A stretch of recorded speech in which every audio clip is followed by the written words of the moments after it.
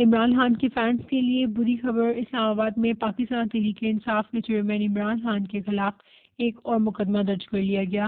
عمران خان کے خلاف دفعہ 144 کی خلاف ورزی پر مقدمہ درج کیا گیا ہے اور اس مقدمے میں پی ٹی آئی کے تمام مرکزی رہنماؤں کو نامزد کیا گیا ہے۔ اس مقدمے میں مراد سعید، فواد چودھری، فیصل جاوید، شیخ رشید، اسد عمر راجہ، خرم نواز، علی نواز ایوان کے نام بھی شامل کیے گئے ہیں۔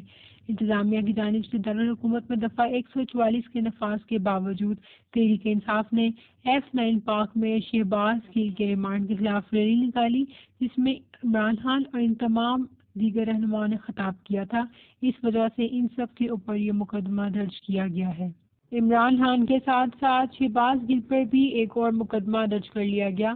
پی ٹی آئی رہنما شہباز گل کے خلاف غیر قانونی اسلحہ رکھنے کا مقدمہ کیا گیا ہے، جو گزشتہ رات پارلیمنٹ لاجز میں ان کے کمرے سے برآمد ہوا تھا، جس کے بارے میں ان کا کہنا ہے کہ وہ ان کے ملازم کا اسلحہ تھا، لیکن ان کا ملازم بما اسلحہ لائسنس ابھی تک پیش نہیں ہو سکا، اس لیے پولیس نے ان کے خلاف FIR کاٹ دی ہے کہ یہ اسلحہ غیر لائسنس شدہ ہے۔